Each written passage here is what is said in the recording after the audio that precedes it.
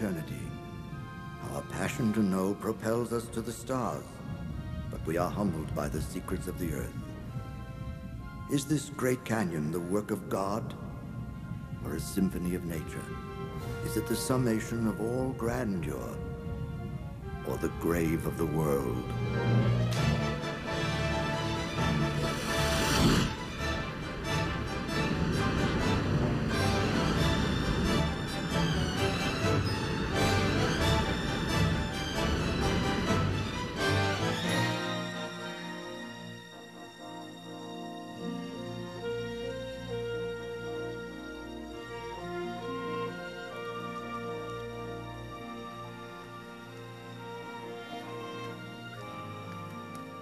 The fragile human history of Grand Canyon begins 4,000 years ago.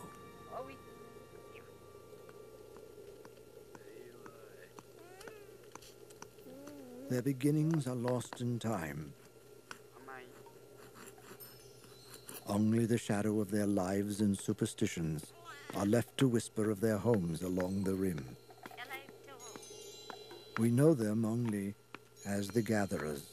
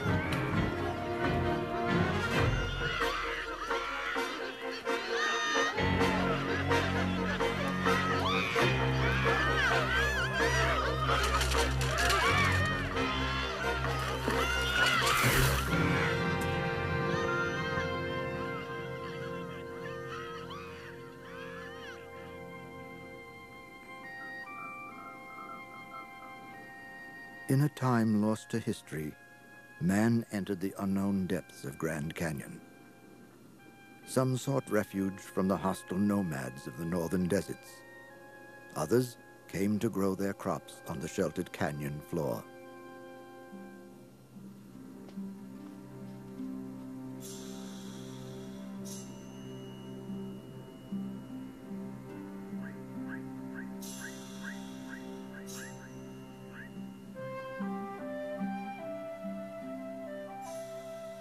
Man had come, but he would not stay.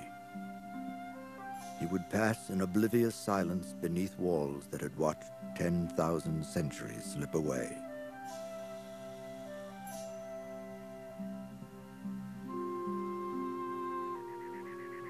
Remnants of these ancient travelers are scattered across 2,000 years, and yet we know them not at all. Who were these Anasazi? These ancient ones whose baked bricks built mud houses in the sheltered hollows of the canyon. Where was their beginning? Did they not live and love and laugh as we?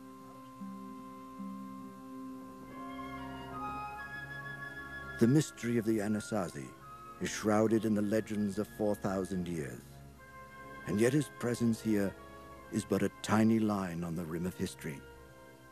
And then he was gone.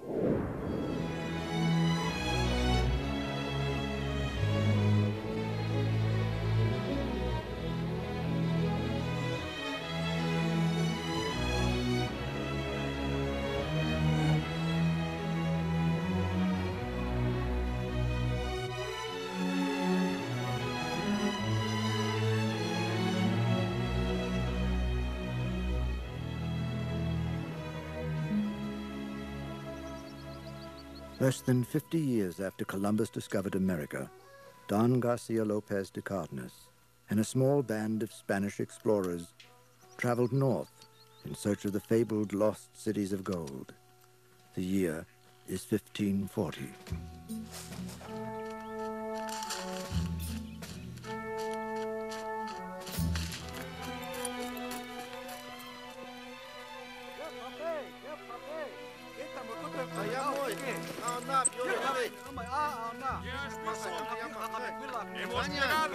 ¡Seguidme al cañón!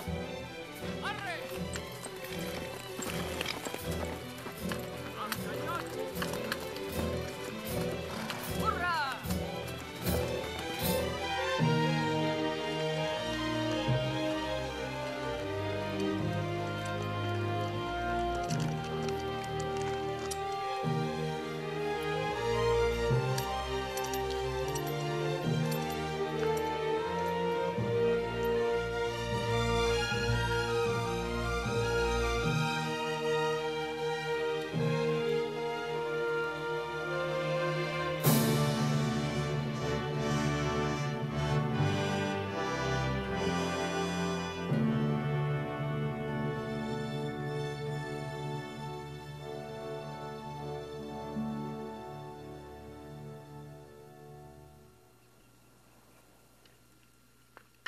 It was 300 years before James Ohio Patty and a band of French trappers encountered the north rim of Grand Canyon.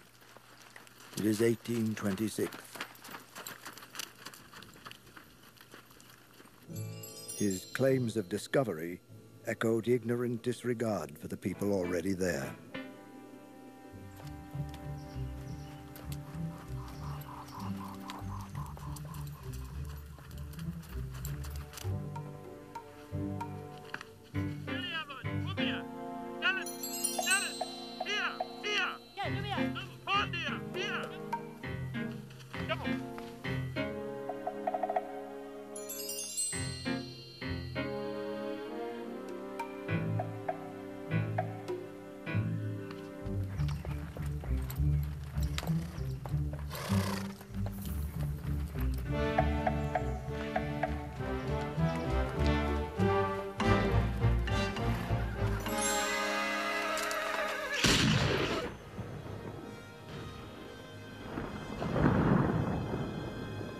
Tall tales of Indians, lost silver mines, and legends of Spanish gold rose like a mist from the black granite gorge of the unknown chasm. The myth and mystery beckoned the bold in heart. The quest to discover the hidden secrets of Grand Canyon had begun.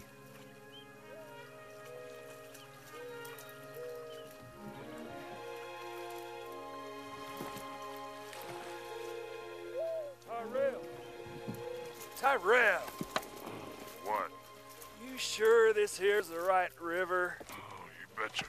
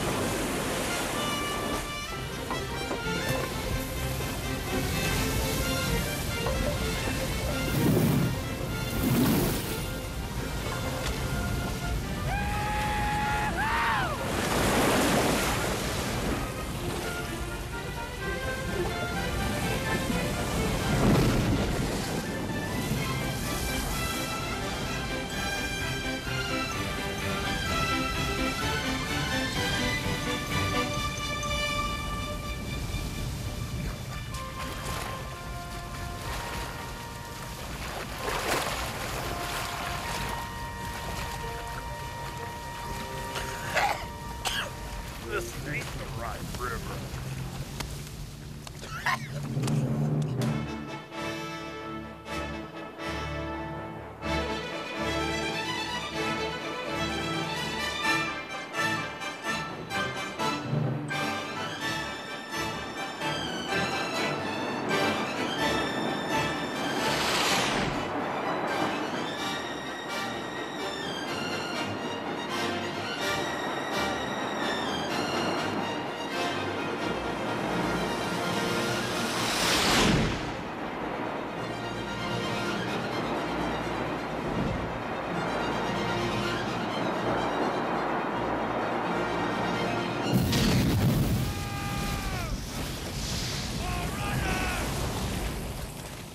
Major John Wesley Powell challenged the 217 miles of unexplored canyon in 1869.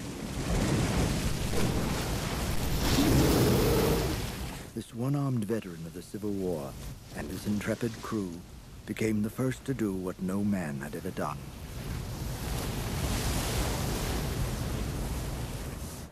We shrank with the river into insignificance. Though more violent than the sea, the waves are puny ripples against the majesty of the cliffs that rise to the world above. We are but pygmies lost among the boulders. The river turned sharply east and seemed enclosed by a wall set with 1,000,000 brilliant gems. Fountains burst from the rock overhead, and the spray and the sunshine formed the gems of light that bedecked the walls.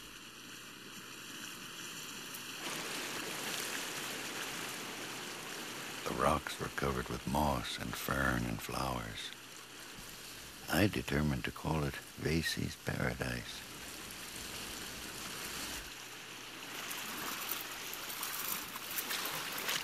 What do you think, old-timer?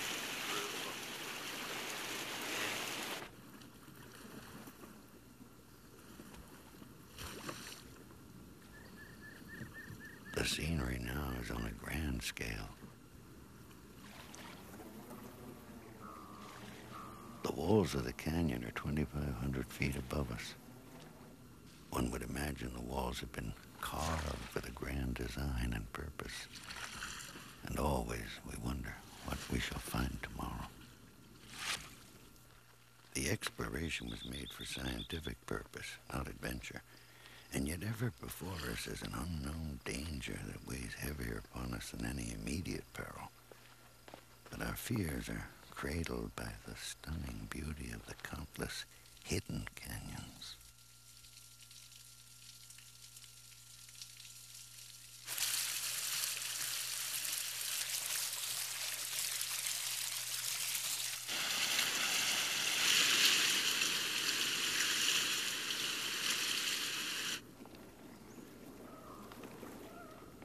We advanced through the mysterious canyon with some anxiety. The old mountaineers have told us it cannot be run. The Indians have warned us not to try.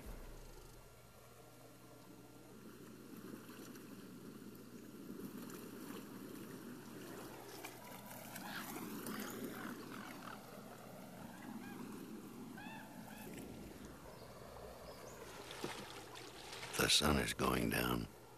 The vermilion gleams and roseate hues blend with the green and gray, then slowly change to somber brown above, and black shadows creep over them below.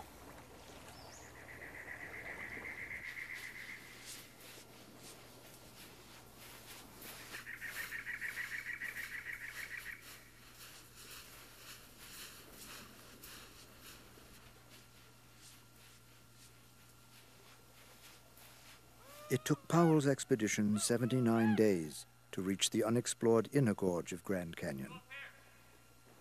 One boat and one man were gone.